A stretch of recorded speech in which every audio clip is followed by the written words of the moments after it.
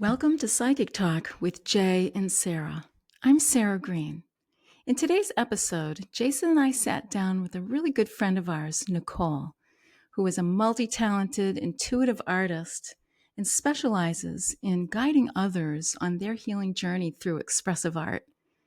Nicole talks about the power of our emotions and how a few simple exercises can help us release traumas and transform the blocks that prevent us from becoming our authentic selves. Nicole is one of those wise women that I naturally gravitate towards because I know I'll leave that conversation with her feeling both loved and enlightened. Nicole has a huge, compassionate heart and gives her support freely to other members of our Empath group. And once you meet Nicole, you'll know what I mean. Today is November 6th, 2025, and you are listening to episode 21.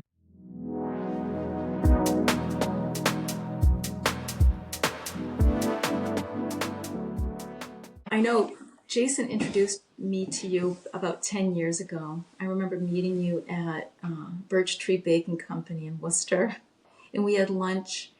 And I think that day you were showing us some drawings that you were doing for a children's book, I think. It's possible that I had been. I don't remember exactly, but I remember meeting you, and it's like I feel like you've always been a part of, you're a part of the whole story and my life, and incredibly impactful. So I'm grateful for the work of both of you guys. Well, thank you, Nicole. And I knew when I met you that you were really special. You were a person that I wanted to know. And I'm so glad that I met you. But you and Jason have been friends for a really long time. I'd love to know how, I don't even know how you met. Is that a story you want to share? That's up to Jason. I'm totally open to sharing it. It was actually incredible. Could you share it Um, here? yeah, I would love to share it. So we had seen an advertisement in a newspaper, and I don't remember if it was the Worcester Telegram or, Worcester Magazine. They had this big feature of Jason, and it was a Halloween edition. And they had a big feature of Jason the Gypsy psychic, and that he would be live on air that evening. And I was just thrilled because I didn't have any connection to anybody, and I was just excited, and I just wanted to hear. And I showed it to my husband at the time, and he thought, oh, well, let's call it. So we did, and I didn't even know if we'd get through to Jason. And we got through, and he was I think you were reading some cards. You pulled some cards, Jason, and David had asked a question. Could have been a general question, but you came up with some real kind of serious things, and you had emphasized in that conversation, just you on the radio, that he really should reach out to you. It wasn't something that you were going to share on the radio, but that he should reach out to you. And I was just like all for it. My heart opened up 100%. And David was like, oh, of course he wants us to come in. It's just like, it was like a hook. And, but he did. And we got to meet you in person, and it was just, it was history in the making. And what you shared with David was so relevant, so impactful, like imminent information that would, like legal situations, work situations, all things that evolved and unfolded over time. And I just knew I had found, like, it felt like being home. Like, oh, it felt like, oh, this is some place where I can land. And I think we formed a really fast friendship Yeah. from that point, and with me and you and your family, and just sharing ideas from the very beginning. I still have some of our notes about things that we were excited about doing. And honestly, it was like that. It was that window that opened that I needed to find. And through that, other people had, we'd introduced you to other people who had the same kind of amazing impact. Not even from like they were looking for that kind of place, like I was looking for a home, like that kind of psychic connection or empathic connection of needing to find your people. But more like just from a basic perspective, this is incredibly valuable information that where else are you going to find it? Nowhere, unless they have the opportunity to meet someone as gifted as you. So Wow. I'm grateful for that. And that's our origin story. That's That's wild amazing. that you met Mm. Jason via a radio show where you called in. Yeah. And I didn't know that Jason had a radio show. So this is news to me. So I'm pretty excited to learn some new things today about the both of you. Well, hearing Nikki, hearing this story, it brings up a lot of memories. But one of the things she said was it felt like home and it Mm. felt like family. And right at the beginning, that's exactly what it was. And to me, looking back, it makes me think of past lives and how we have karma with people. And Nikki's been there all along, the whole journey. It's been wild. Right, so that comfort that you felt with him, that feeling of being home, was a soul recognition. So it's like you really resonated with him, and of course, he did with you too. It wasn't even a question. It Mm. was just something that was felt, and it was just something I just walked right into, and it was something I definitely needed, and I'm sure many, many people out there need, as we've experienced, you guys have experienced firsthand with your empath group and the work that you do. Mm. And you've been much more vocal about it than I have. So you give me a place to be out there, and really like the only place Mm. to be out there to share this part of my life and to help evolve. I'm so glad hearing that, Nikki. When you bring up the empath program, you were around us when we didn't even have the knowledge of what we were doing at that time. So you've been here the whole time. But I have to say, what I've noticed in your gift of empathy and psychic ability is a lot of it is expressed in art. Could you share with us a little how your art intertwines with your gift and how you express that and what that means? Yeah, absolutely. Actually, it was a hugely important aspect of my life, something that, sometimes you just never know how something will change your life, but just as long as you kind of keep showing up and saying yes to things that feel, that resonate with you in the moment, that they unfold, gently, gradually, or however they're meant to. The same thing with your empath group. When you said you didn't know that it was going to be there, things take their step, their course. For me, my first language actually was art. I had a very challenging childhood, and the only way I communicated, I didn't speak for many years, probably not until getting into first grade. Oh my Um, God. so I would draw pictures. My mother Mm-hmm. was an art teacher, so she didn't think it was that strange. Mm-hmm. Um, she might have thought that maybe I was a little off, but she would just look at my drawings that I would run over and show her, and she would try to interpret what I was saying to her. And I didn't think about that much in my own journey afterwards. You just try to um, insert yourself into life where you can be met or where you can meet people. And what had happened was that I had discovered expressive art probably about a decade ago. I had taken some classes at Salve Regina in Newport on expressive art, and I was honestly astounded at the immediate impacts that I was starting to have in my life by seeing how it was uncovering things that I had been consciously working through, like trying to understand not only my place as an artist and myself and my art, but other aspects of myself that I just couldn't make heads or tails of, especially with patterns in life. We kind of tend to fall into patterns sometimes. And if we're conscious of it, we're like, why does that keep happening? You kind of try to break it down mentally. For me, anyway, no matter what I did, no matter who I talked to, it seemed like they kept showing up and I couldn't find what the root cause of it was until I started experiencing expressive art, which allowed me to bypass the logical part of my brain, the part that wants to categorize everything and put it in a column and say, this is what this is. It wants to label. That's just a natural part of our being, something that's really important. But what happens is the softer, subtler side that speaks in symbols, that speaks in your intuition and in your gut, that's the other side of your brain. And so I was way on the other side. I was kind of overcompensating and not really living in that, the more intuitive side of myself. But what happened was when I started to use the techniques of expressive art, which is not art for your audience, like it's not about a picture that you can have up on your wall.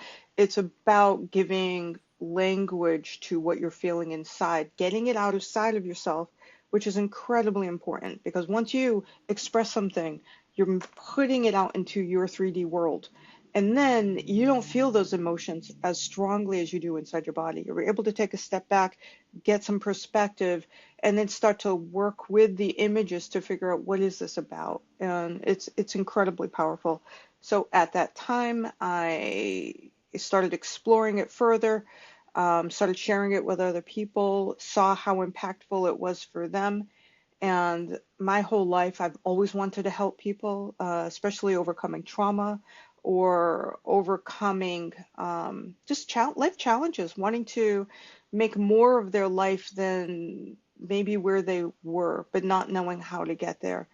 And using a tool like expressive art can help them express that aspect of themselves, get a whole lot more grounded, and integrate parts of their life that have been knocking at the door, but nobody's home because we just don't understand what they're saying. They're kind of like a salesman, and you're like, you just want to be like, no, thank you. So it's really just becoming more whole, and I love it, and people I work with love it, and it's just a matter of doing it.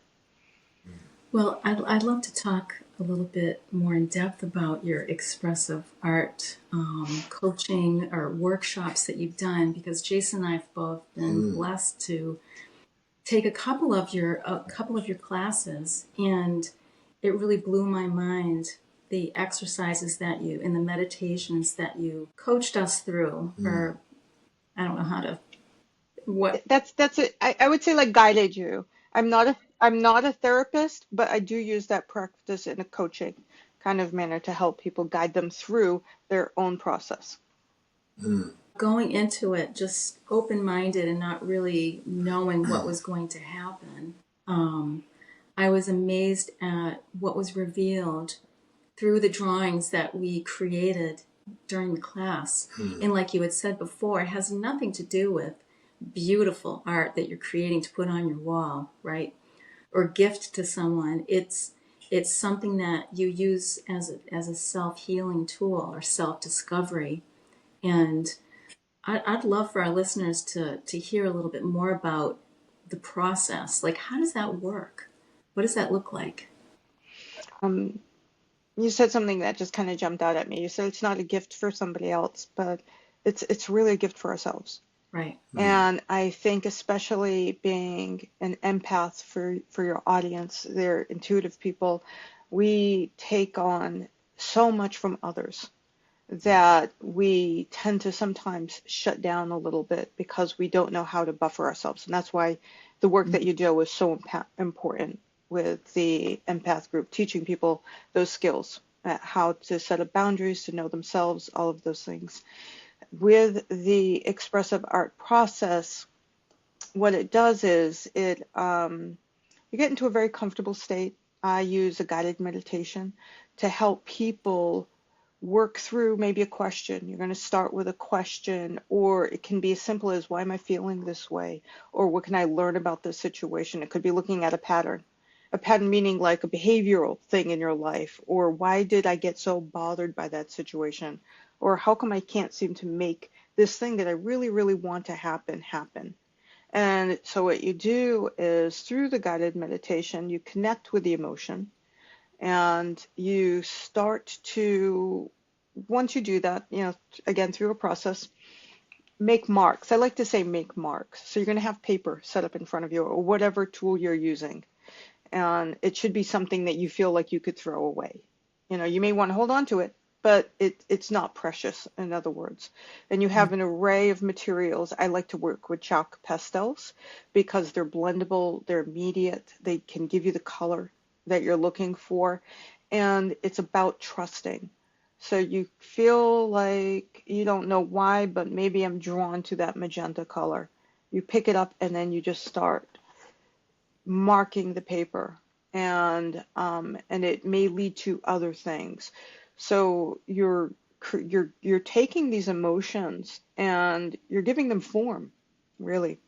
And as you're doing that, the other part of your brain that will normally say, well, you don't like that person because this and this and the other, that's gone. All of a sudden you're just putting things down, and you're looking at it. And you know, when you're looking at a pattern, like maybe you're looking at a paneled wall and you see the knots in the wood, and sometimes you see images in the wood, or watermarks or something like that. It's the same kind of thing. You start to see images in the lines that you're making. Sometimes it's very obvious, like you're drawing something like, oh, that looks like a dog. You don't know why. But what we do is afterwards you start to delineate and lean into those marks that you've made. And then we will actually start to have a dialogue, a conversation with that work. So it's a process of both drawing and journaling. So you might have, I'll have you ask certain questions. If you see an image in front of you, what does it have to share with you? What will kind of bring you through that process? And once you get it, a lot of people are honestly shocked. They don't think they're going to see anything from the work that they're doing. Um, and no one else sitting around, you could be with 10, 20 people. No one's going to understand what that means to you. But for you, it could be feel incredibly vulnerable. It could feel like, oh my God, everybody can see this is how I feel about a situation. But nobody really does. And so you share as much as you want in that process out loud with everybody. If I was working one-on-one with someone, then we could discuss it, you know, the whole part of it. And when you get to learn some really deep, impactful information that's been going on in your inner self. And then we go through the process of transforming it. So it's not just we are digging it up, uncovering it, and sticking it on a shelf. We're going to look at that situation and we're going to ask what's needed to make a change. And not just for me, but what's the highest good here? And people are honestly really surprised at the answers that they get back. And they come back with another thought. Like all of a sudden, it's almost like you're hearing wisdom from someone who knows you the best, which is really you and your higher self, because you're having that contact with your own higher self. And it's taken you out of the repetitive like thoughts that you've had, the treadmill that you've been on with that situation, and see it from another perspective, and you can't go back again. You will always see it from that perspective. And from there, you're able to move forward. You're able to actually make progress away from something that might have been holding you back for a very, very long time. And you keep growing it, and you keep moving it, and you keep pulling back another layer. And it can be incredibly joyful. It can be about really building up and strengthening your core, which I think is crucial to anybody, but particularly to empaths and psychics, because we're so used to putting ourselves last. And this is something I'm really, really incredibly passionate about, because I think we almost feel like our life's purpose is to help everybody else. And I didn't realize until, because that was my life's purpose, to help my children, even before I had my children, to make sure that they'd have a clean slate and that they would not have to experience the types of things that I had to experience. So I made my whole life about that. And then I think I did a really great job, and I think they'd agree. But then when they had their successful lives, and they still do, and then I was there all by myself. And it wasn't just an empty nest thing. It was like there was a nothing else thing. Like I had made my life about someone else, and I'd never included myself in that equation. And my message to everybody listening, empath or not, even though I believe we're all empathic on some level, is to really honor yourself and realize that part of your mission means including yourself in that equation, because really you can't fully engage in the thing that you're here to do unless you're fully there yourself. And I think for a lot of empaths, they don't know what that means because they're so wired to sense, feel, and understand everybody else that they forget that their mission just for themselves is in there. And that digging that up and working with people to help them really uncover fully who they are and experience their own life, and it and can include other people in that mission too, but it makes it even better. It just makes you being able to whatever that thing is that you want to do, you are going at it with everything you have, and it's incredible feeling. And a lot of us feel selfish sometimes taking time for ourselves, but to realize that it's crucial, this is important, actually makes you able to do that much more with the gifts that you're given. Mm. Sorry, that was very long. No, it's good. It's amazing. And when you were describing the process of the expressive art, your body was moving. So it's almost like, there's a physical component to it too. You're meditating, you're, communicating with your heart in the drawing, but it's like there's some movement involved. Am I right in saying that? You're 100% right, because and everybody's going to be different. Right. So I don't want to say that if you don't have that, you're not doing it right. But for me, I will sometimes guide people, or I will encourage them. Like, if you're angry, it's not going to be a very, it may not, maybe, but it's not so much a soft, gentle line. It might be this. And your Yeah. body wants to do that. It wants to feel that. It wants to engage in that movement on the paper. And it Okay. takes all of that inside of yourself Mm-hmm. out. Mm-hmm. And your body feels different afterwards. It's like it's not carrying that burden. So a lot of it's about releasing. It's about seeing it, acknowledging it, releasing it, and transforming it. Mm. Mm. Well, I think you're so wise and insightful about empaths in particular, because when you have a lot of empathy and compassion in your heart, when you incarnate into this physical body, it's almost like you realize that's your mission, is to help others, being kind and loving.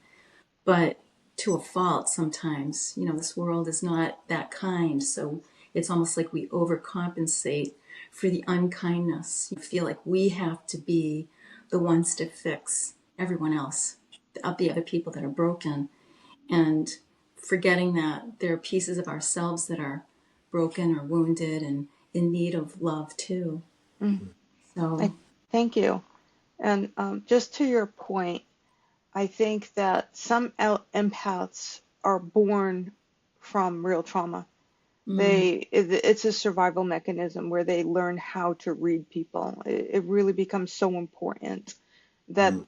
that they need to do that. That just from that perspective alone, like I said about you guys and meeting you and feeling like I was home, and why it's so important to have community is because there may not be anybody else in their family Right. that, or in their friend group, especially when they're young, they don't even know.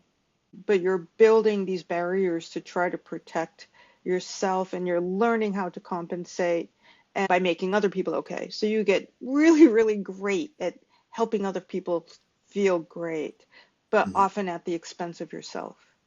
And so what I'm trying to remind people of, and to let them know that that wasn't just your job. That you really were born here. Yes, you might be here to also help, maybe it is helping family with generational trauma, but you're also here to help yourself. Mm.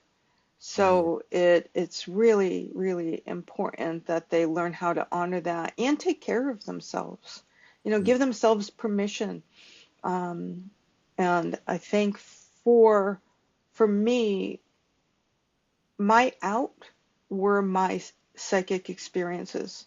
because what that did was it gave me a window into another world that I wouldn't have otherwise. I think I would have gotten lost Mm. in an aspect of living in a difficult situation without there being a door or any type of someone guiding me out of the way. But what did guide me, or at least gave me something to move towards, were these just crazy experiences that no, like I just kept to myself because I'm looking around. Nobody is sharing anything like that. I'm not seeing anything like that in my life. And what it made me wonder about is, well, what else is there? Yeah. Like, okay, so there is this experience I'm having, but then there's something else. And so that sent me on my journey of discovery, discovering different ways to heal, to integrate, to learn, to connect with other people. And I think those were my gifts, but they were also the tools that they were Mm. given so that when I felt so alone, Mm. that it was something to say, well, there is something else out there. And that drove me. My entire life was just really driven by trying to understand what are these crazy things that are happening, and then how does it relate to other people and their experiences. Amazing. Nikki, hearing you also tie in trauma to empaths and psychics and things is really underrated and undervalued and underlooked at. And you made such great points on how through trauma, a lot of us learn more intuition and we're able to actually have more psychic experiences. And just as you described, they're kind of safety mechanisms. And that's why it's just wonderful that, I know we've talked about the empath group, how, there is a place where we do support each other in our past traumas, current lessons, and things like that. And to tie it back to the art, when Sara and I took your class, I also noticed for me that when I was going through whatever lesson at the time and you guided us to express that, I was able to not only see it on paper from a different perspective, but it was almost like it brought to life in my consciousness what the root of the lesson was that I couldn't figure out. The art kind of brought it forth. To me, it was like almost like a divinational tool. It was like what you're teaching psychically allowed me to see what I was missing in the lesson. And in the last part of the art, it refined itself. So it let me know that it is going to work itself out, so to speak. Does that make sense, That Nikki? makes absolute sense. I remember actually you going through that process. His drawing looked like a UFO. If you remember that, I don't know if you do or not, but I remember the experience of watching Jason go through that transformation. Mhm. Mm. When I'm sitting there and helping guide people, you see as they're beginning to get an aha moment. Yeah. Mm. And it's like you can't even believe that it's right there, you know, Yeah, because yeah. you've been thinking about something or trying to work out a problem, whatever it is. It could be a creative problem, it could be a relationship problem, it could be a business situation, it could be anything, honestly. But when you see them, like, be like, oh wow, it like all of a sudden it's like a floodgate of information that Mm. allows new understanding to come into the picture, Mm. and it can give you so much more to work with to help resolve that situation. So that is the purpose of the work, is to be able to identify something that is may feel like something uncontrollable within you, or a situation that's uncontrollable, but it shows you your part. What is my part in this situation? What lesson am I learning, and what can I do about it now to go in the direction I want to go in, or what needs to happen to resolve wherever it is. And I think it's beautiful when you're able to get to that point, and that's the goal. I think it shows that we have the answers within us, and they're not that deep under the surface.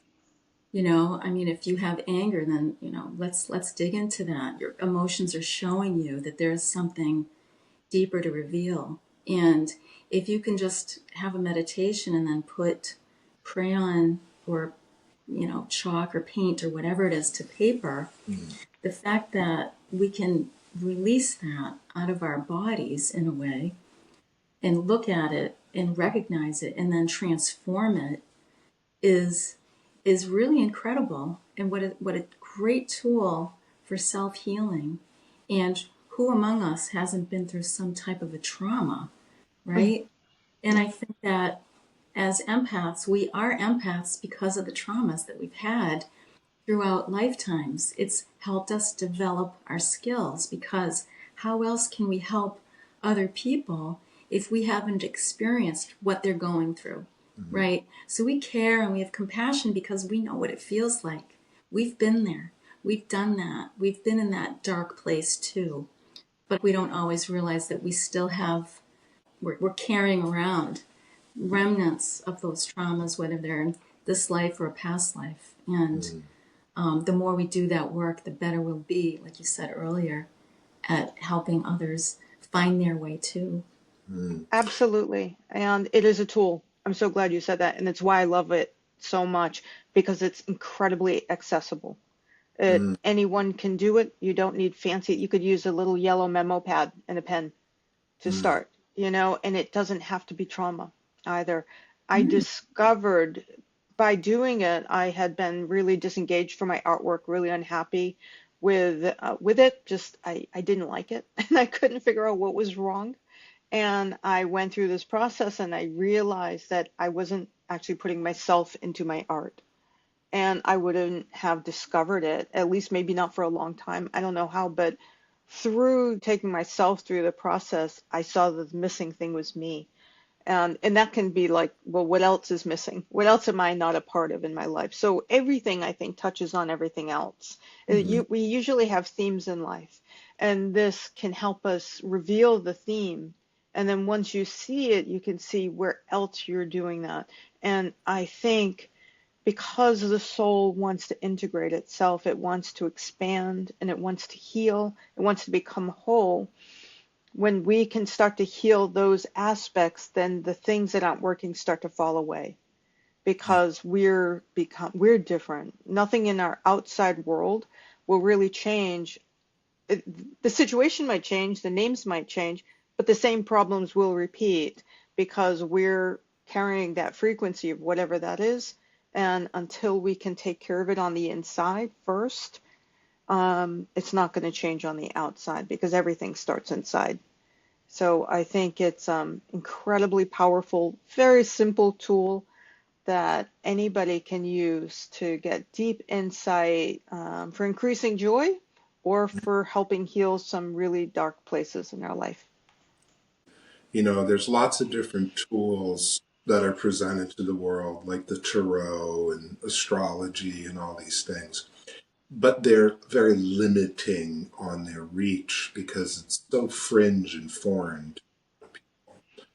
This tool that Nikki's talking about is so easily accessible. It feels like it should be in grade school, when kids are just coming up in their prior to even 10 and starting art therapy. And it's so palatable for all people to get involved that it wouldn't be pushed into a fringe. So my mind wanders and says, wow, this would be great for kids to start doing this because it would reveal to the guides, some of the past life trauma. So you might be able to get out of them at a very young age stuff that they're processing and kind of integrate these into schools. So there's this expression art therapy within the reach of schools would be a really good goal.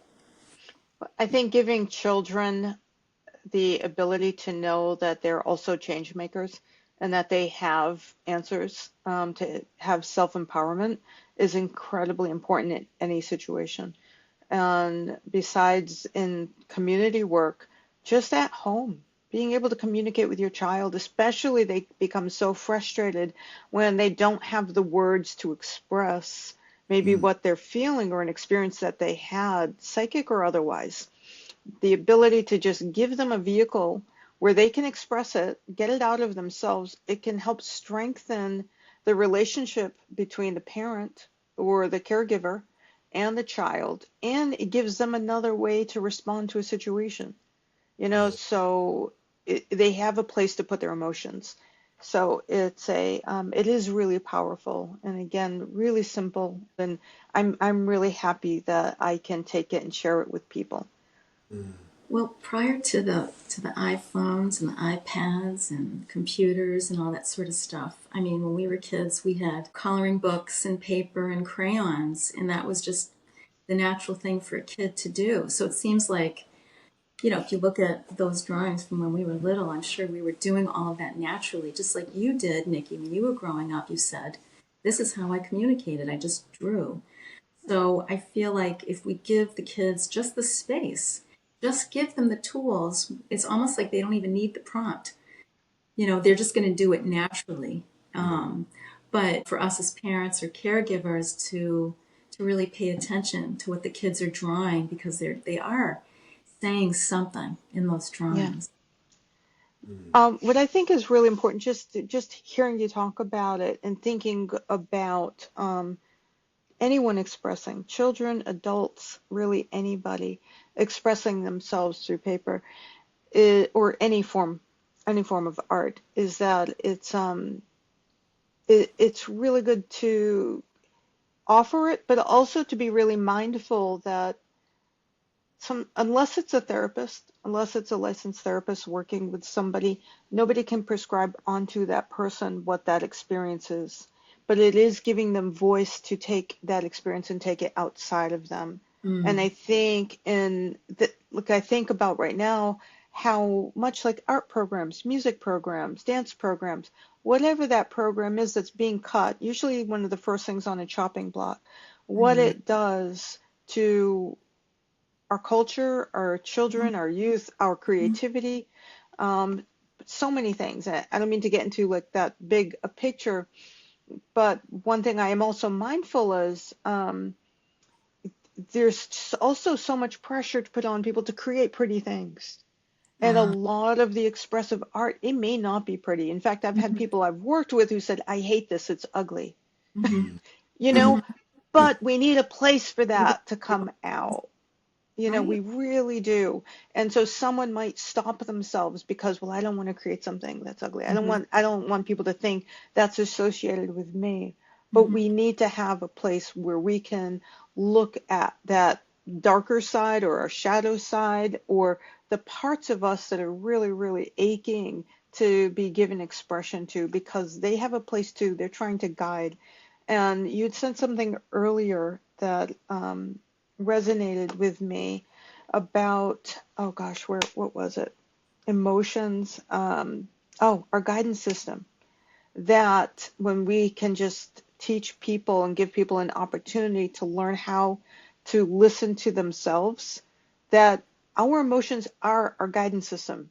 They are what is supposed to help us navigate life when we don't know. Hmm. So if we Hmm. can just take a step back and notice what we're feeling in the moment, where are we feeling it? Not what is our head saying about it, but are we feeling excitement or are we feeling fear?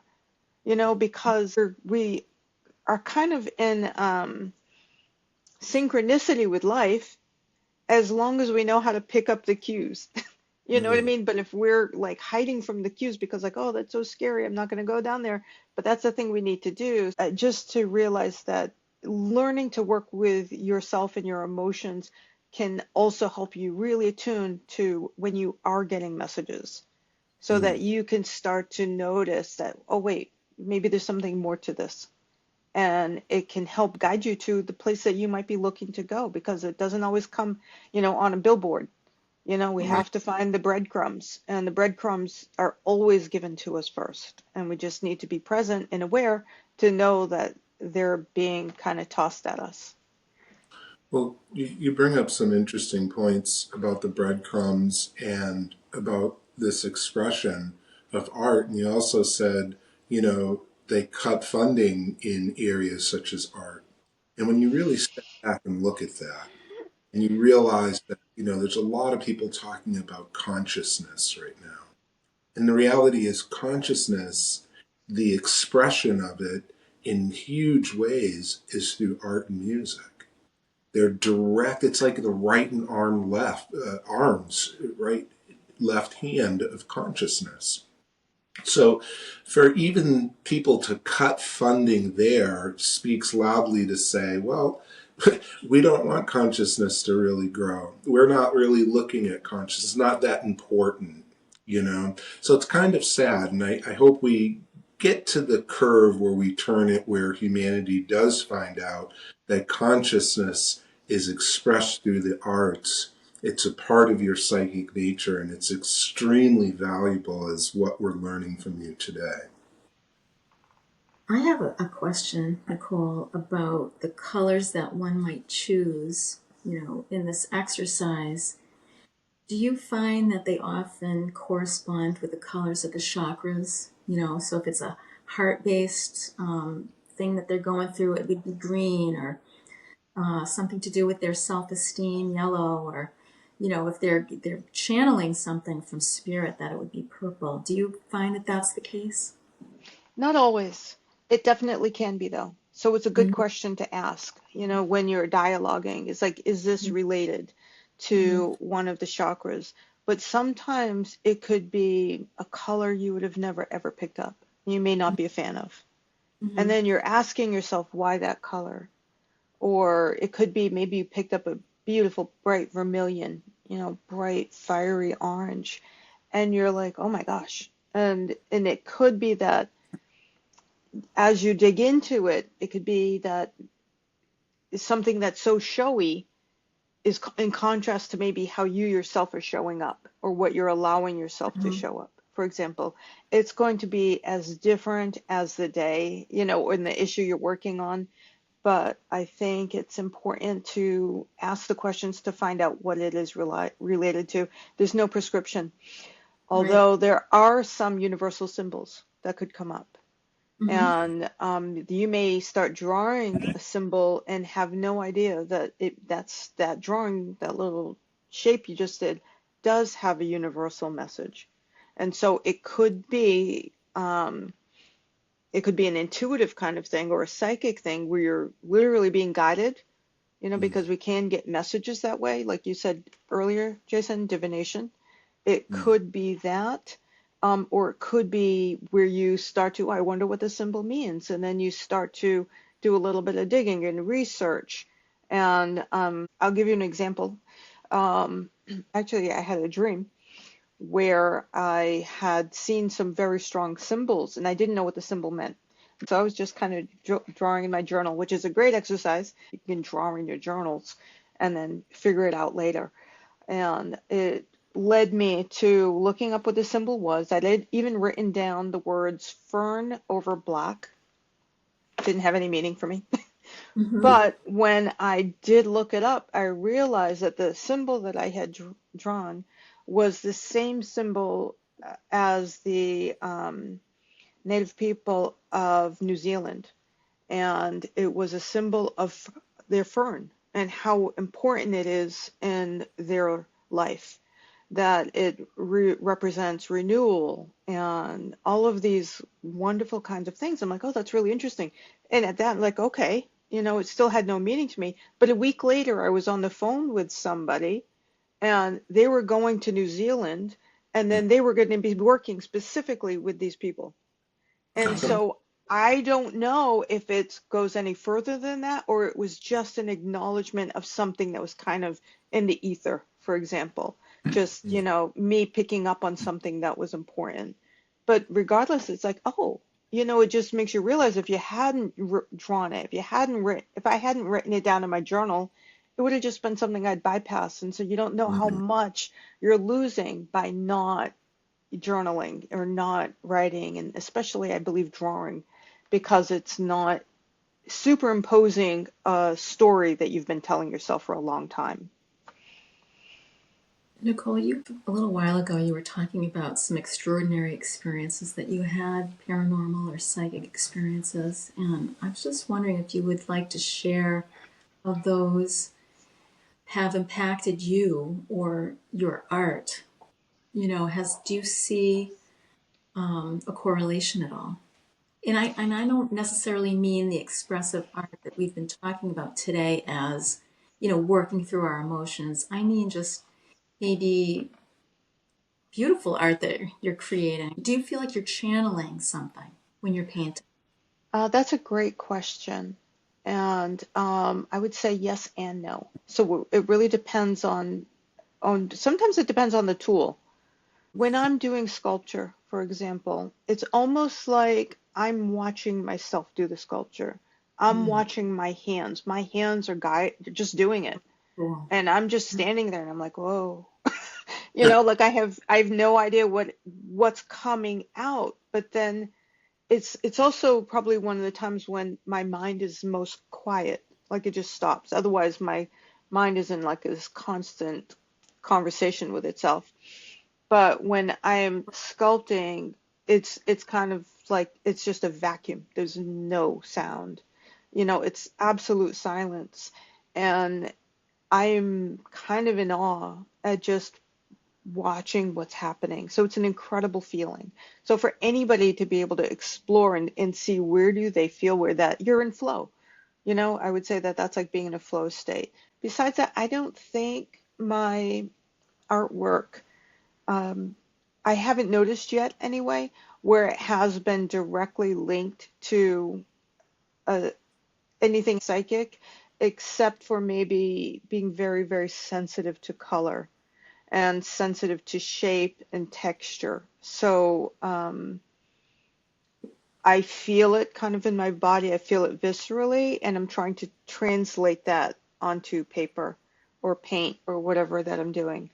My psychic experiences have been so amazingly random. And I don't know if this is like that for a lot of your audience, but I'm always trying to make rhymes or reason about like, well, what does this mean now? Actually, one of the earliest ones that I had was when I was very, very little. And this was a psychic moment. Time period when I wasn't talking.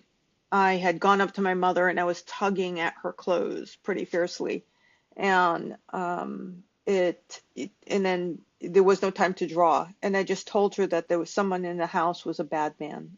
He's a bad man, and she was shocked because she wasn't expecting me to talk. And it turned out I think that person got arrested the next day or something like that. So sometimes a lot of my psychic experiences come through dreams. I've dreamt specifically of people that I haven't met before that reached out to me that I ended up having meetings with, and that's always like, is there something to this? Like, is this person extra special because I dreamt of them beforehand? Or is it that they were really trying to get a hold of me?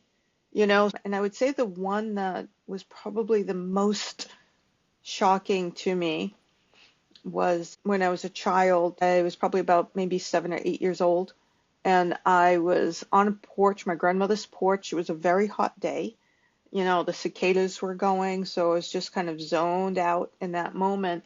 And I saw a little boy come ride his bicycle up the street, turn the corner, drive right past, and I watched him go down the street and then turn the corner again. And then I looked, and it repeated itself immediately.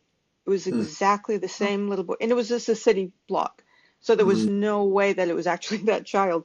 It was exactly the same pattern. And again, in that moment, I just was, what was that? And then Hmm. I think that was the thing that just said, whoa, what is this? What is life? It made Mhm, me question, what is life? mhm. And then that kind of sent me on my journey of trying to understand what is it that we're in and experiencing. I don't have an answer for that yet. So if someone knows, I'd be happy to hear. Life is such a mystery. I mean, it Yeah. sounds so cliche, but it truly is. I mean, this is such a tiny fraction of a greater reality that we're living in and witnessing.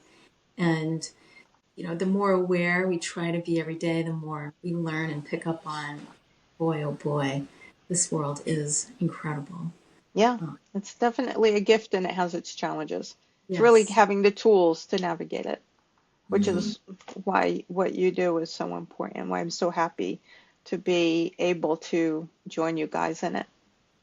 Well, So, we're happy to have you, Nikki. And before we even developed the Empath program, you were there, and this is our third interview, if you will. I don't know what the right word is, with people that are part of the group, yeah, the third family. episode, we've had guests from our Empath program. And like I said earlier, Nicole, you are so special and really an important person to us, to have in our Empath group and to have in our lives. Jason, I don't know if you were going to ask, but I want to ask the question, how has the program affected you? How has it impacted your life? Is there anything that you want to share with our listeners? Absolutely. I would say the first word that comes to mind is solace. And I think because it gives me a place where I can truly be me and I feel seen, heard, and understood, because I think that's actually a real challenge for empaths because when you have a feeling of something or a sense of something or just a knowing, empaths sometimes we just know something. We don't know why. We don't have reasons. There's no evidence. Sometimes we just know something. And a lot of people don't get where we're coming from or why, or it could be ridiculed or just not understood. Not everybody, and it's not always coming from a bad place. But when I'm in the group, I am surrounded by people who get it. Like there's no questions. It's just like, yeah, it's a place where people can come together and just where we can be ourselves. And I think that learning how to be ourselves is probably one of our most challenging things in life. And so it gives us the opportunity to be that, to find joy, to share the hardship, and without having to question how we got there, and that's a huge gift, and it's healing because when we can just be there and be ourselves, our bodies can regulate, our nerves can regulate, and we can drop our shoulders and we can relax and not feel on guard. I think a lot of times we're on guard and we don't mean to be. It's just Mm-hmm. like our shoulders might be up here. And when we're there, we're just like, you can breathe, you can exhale, and you can just be there amongst friends and lend an ear, or if you need the stage, you can kind of say what's going on in your life, and then you get the answers that you need to hear. Not the answers that relate to the 3D world, because that may not be what we need. We like, no, no, no. I need to know why is this pattern happening in my life? Not like how everybody else might tell you why it's there. Well, maybe if you applied to that job earlier, you know what I mean? It's Right. not necessarily that. And we need a place to go where we can get that. Mm-hmm. I'm so glad you shared that, and I hope that whoever's listening. I hope there's an empath out there that feels like they don't have anywhere to go, or anyone hears them, and they now can meet you and Krista and Leslie, and they've met us.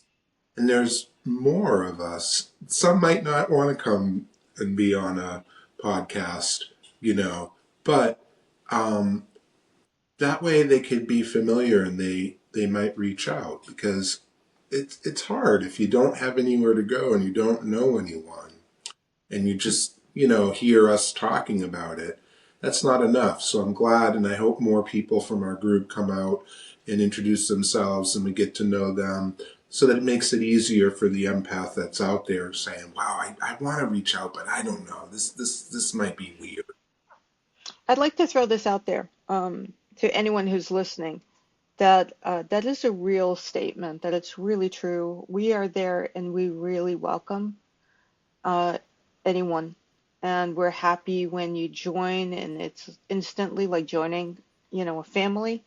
Um, and I know the word family could be a red flag for some people, but I meant like it's like it is a really truly welcoming space, Mm. and I think everybody deserves it. And even if you just want to pop in and not say anything, or pop in and definitely speak up, don't feel like can't speak up because you're new to the group. Every voice is valued and so important. Give yourself that opportunity and really honor yourself to be able to just check it out, just see. Thank you. I love your answer to the question was solace and being able to just let your shoulders down and be real and just be truly who you are. And many of us, if we were asked that question, do you feel like you can truly be yourself? It's like, no. I mean, until we had this group, I could never be myself around people because they would think, she's weird, you know? And I've heard that so many times that we tend to quiet ourselves or shut ourselves down and just let other people take the stage and we take the back seat.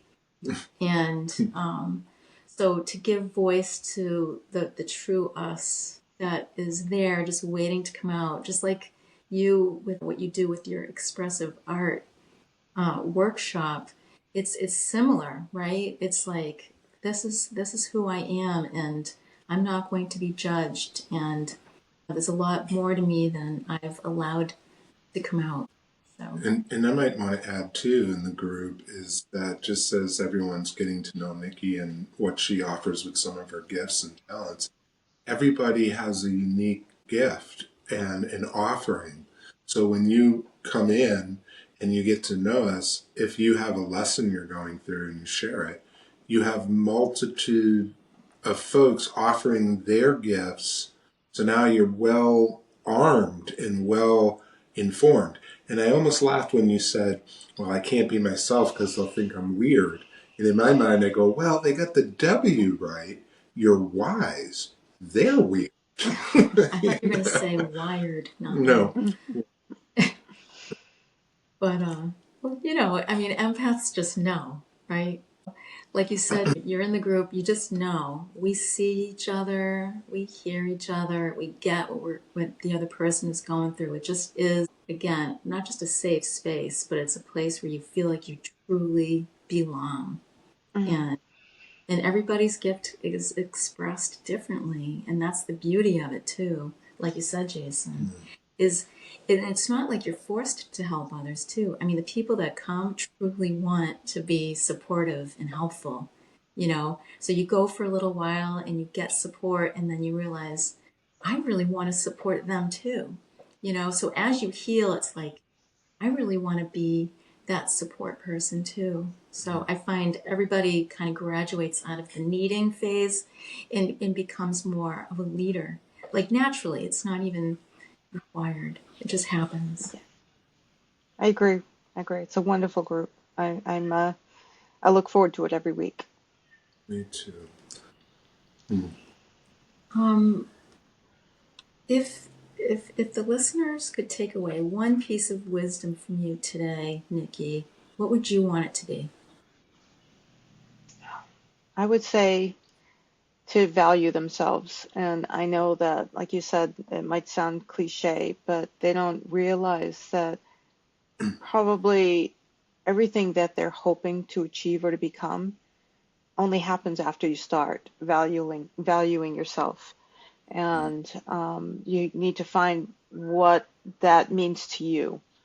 But if you can start paying attention, just kind of take a step back and listen, not feeling like you have to respond to everything in the moment, but really just, honor yourself first and, take a moment, take a breath and see where you want to be. And I think it can be challenging to feel like you're disappointing other people, but the truth is that by stepping into yourself more, you are helping really the world. If anything I've said has resonated with anybody, I welcome them to reach out to me as well.